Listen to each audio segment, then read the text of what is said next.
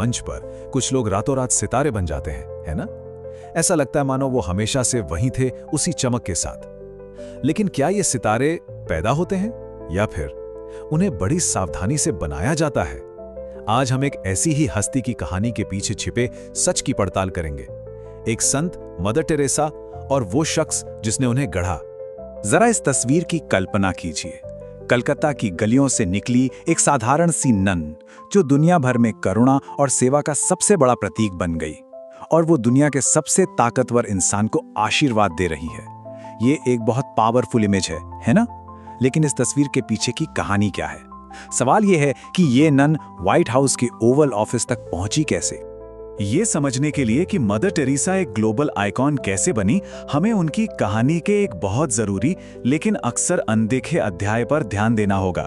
हमें संत को नहीं, बल्कि उस कहानी के लेखक को, उसके आर्किटेक्ट को देखना होगा। तो चलिए इस दिलचस्प कहानी में गोता लगाते हैं। हम देखेंगे कि कैसे एक वैश्विक घटना को बड़ी सावधानी से, पूरी प्लानिंग और मीडिया के चतुर इस्तेमाल के जरिए टुकड़ा टुकड़ा करके बनाया गया था। मैल्कम मगरिस, ये वो नाम है जो मदर टेरेसा की कहानी के केंद्र में है। वो व्यक्ति जिसने मदर टेरेसा को दुनिया के सामने पेश किया, वो खुद एक पहेली था। एक तरफ वो दुनिया को नैतिकता का पाठ पढ़ाने वाला एक धर्मनिष्ठ ईसाई था, और दूसरी ओर उसकी अपनी जिंदगी रहस्यों, पाखंड और गहरे विरोधाभासों से भरी हुई थी। एक संत बनाने से पहले वो खुद एक मिशन की तलाश में था। ये स्लाइड मैल्कम मगरिस की दोहरी जिंदगी का, आप कह सकते हैं, एक एक्सरे है। देखिए, सार्वजनिक रूप से वो एक संत जैसा इंसान था, विश्वास और नैतिकता का चैंपियन। लेकिन उसकी निजी डायरी, वो एक पूरी तरह से अलग और कहीं ज्यादा स्याह कहानी बताती है। एक ऐसा इंसान जो लगातार अपनी पत्नी को धोखा दे रहा था, जिसे पैसों की सख्त जरूरत थी, और जो CIA से फंड तक ले रहा था। और जरा ये पढ़िए, ये कोई चलता फिरता ख्याल नहीं था। ये लाइनें दूसरे विश्व युद्ध के खत्म होने के 5 साल बाद लिखी गई थीं। ये मगरिच के अंदर बसे गहरे नस्लवादी पूर्वाग्रहों को उजागर करती हैं। और हाँ, यही वो शख्स था जो जल्द ही पूरी दुनिया को प्यार और करुणा पर उपदेश देने वाला था। विडंबना देखिए। अब जरा इस नंबर पर गौर कीजिए। 1934 में ये मगरिच की कलकत्ता में एक नौकरी की सालाना तनख्वाह थी। उस जमाने में ये एक बहुत बड़ी रकम थी। और उनके अपने ही लेखन के अनुसार वो यहाँ गरीबों की मदद करने नहीं आए थे। नहीं, वो पैसे के लिए आए थे, एक आरामदायक जिंदगी जीने के लिए, अपने दोस्त की रोल्स रॉयस में पार्टियां और घुड़दौड़ का मजा लेने के लिए। ये बात सच में चौंकाने वाली है ना? कलकत्ता में 1.5 साल रहते हुए मगरिस ने अपनी डायरी में शहर की गरीबी या लोगों की पीड़ा का एक बार भी जिक्र तक नहीं किया। उनका पूरा ध्यान अपने निजी मामलों, अपनी प्रेमिकाओं और अपनी पार्टियों पर था। मतलब ये उस इंसान से बिल्कुल अलग तस्वीर है जो बाद में मदर टेरेसा के काम को दुनिया के सामने लाएगा। खैर, कई साल बीत गए और फिर मार्च 1968 में BBC से एक फोन कॉल ने सब कुछ बदल दिया। ये वो पल था जब मैल्कम मगरिच को आखिरकार अपना मिशन मिला और मदर टेरेसा की उस किंवदंती का जन्म हुआ जिसे आज हम सब जानते हैं। शुरुआत में तो मगरिच को टेरेसा में कुछ खास नहीं दिखा, वो बल्कि निराश थे। उन्हें लगा कि वो ईसाई धर्म को फैलाने के लिए उतनी आक्रामक नहीं है। लेकिन जब ये इंटरव्यू टीवी पर आया तो दर्शकों की प्रतिक्रिया जबरदस्त थी। लोगों ने बिना किसी अपील के पैसे भेजना शुरू कर दिया, और तभी मगरिच की आंखों में एक चमक आई। उन्होंने एक बहुत बड़ा अवसर देखा। सिर्फ 2 बार टीवी पर दिखाए जाने के बाद $20,000 से ज्यादा का चंदा। ये 1968 की बात है।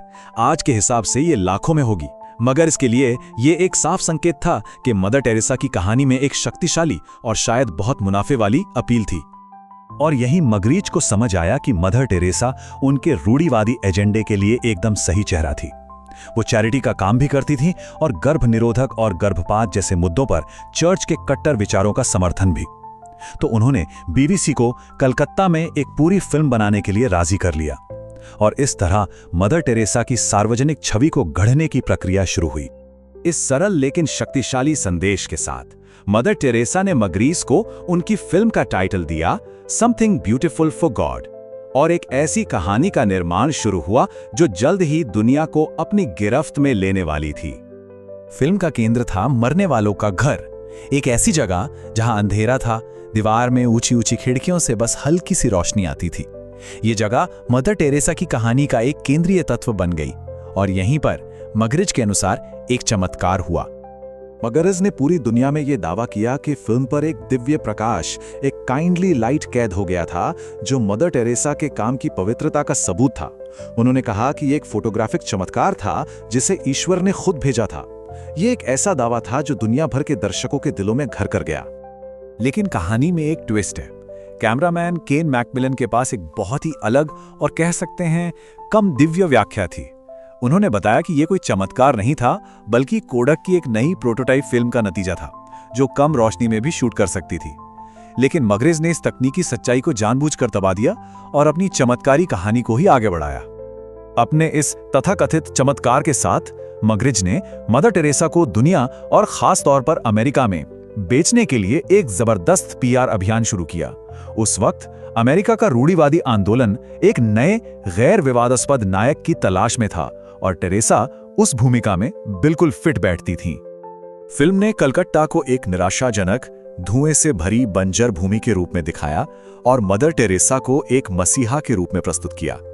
इसमें कई दृश्य पूरी तरह से मंचित थे, जैसे कि एक सीन में मदर टेरेसा को एक अंधी लड़की को ठीक करते हुए दिखाया गया जो सीधे सीधे यीशु के चमत्कारों की नकल थी। ये सब दर्शकों पर एक शक्तिशाली भावनात्मक प्रभाव डालने के लिए डिजाइन किया गया था। मगरेज ने अमेरिका में विलियम एफ बकली जूनियर और रोनाल्ड रेगन जैसे शक्तिशाली सहयोगियों का समर्थन हासिल किया। ये लोग अमेरिका के धुर दक्षिणपंथी खेमे के बड़े नाम थे। उन्होंने अपने टीवी शो और प्रभाव का इस्तेमाल करके मदर टेरेसा की कहानी को अपने लाखों रूढ़िवादी दर्शकों तक पहुंचाया। मदर टेरेसा की छवि अब स्थापित हो चुकी थी। अगला लक्ष्य था सबसे बड़ा पुरस्कार, नोबेल शांति पुरस्कार।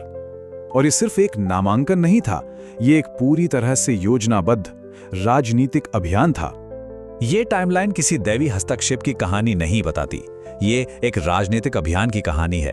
पहली कोशिश नाकाम, दूसरी कोशिश फिर नाकाम, लेकिन हर हार के साथ उनकी टीम ने अपनी रणनीति को और बेहतर बनाया। ये दृढ़ता और चतुर रणनीति की कहानी है।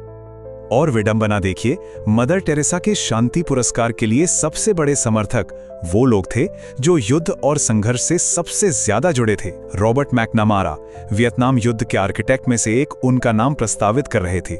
ये इस बात का एक शक्तिशाली उदाहरण है कि कैसे उनकी छवि का इस्तेमाल अलग अलग राजनीतिक एजेंडे को बढ़ावा देने के लिए किया गया था। शुरुआती असफलताओं के बाद 1979 का अभियान एक पेशेवर मशीन की तरह चलाया गया था। मगरेज और उनकी टीम ने एक अमेरिकन रिपब्लिकन पार्टी अभियान की रणनीति का इस्तेमाल किया, जिसमें नोबेल समिति को समर्थन के सहज पत्रों से भर दिया गया। ये इतना ज्यादा था कि समिति को भी शक होने लगा था कि ये सब कुछ ज्यादा ही वेल स्पॉन्सर्ड लग रहा है। नोबेल पुरस्कार ने मदर टेरेसा को एक वैश्विक हस्ती बना दिया, एक ऐसी हस्ती जिसकी आलोचना लगभग असंभव थी। और इस नई हैसियत ने उन्हें शक्तिशाली और बेहद विवादास्पद हस्तियों के एक समूह के बहुत करीब ला दिया। उनके प्रशंसकों की सूची देखिए। अमेरिकी राष्ट्रपति, युद्ध अपराधी, धुर दक्षिणपंथी मीडिया मुगल और कल्याण विरोधी सेनेटर। इन लोगों ने मदर टेरेसा की छवि को जमकर बढ़ावा दिया और बदले में मदर टेरेसा ने उनके एजेंडे को एक तरह की नैतिक वैधता प्रदान की। कहते हैं, इंसान अपनी संगत से पहचाना जाता है। मदर टेरेसा ने इन शक्तिशाली हस्तियों के साथ न केवल संबंध बनाए, बल्कि उन्होंने सार्वजनिक रूप से उनके मूल्यों का सम्मान भी किया। इसका नतीजा ये हुआ कि इन लोगों की मान्यताएं और भी गहरी हो गईं, क्योंकि अब उन्हें एक संत की स्वीकृति जो मिल गई थी।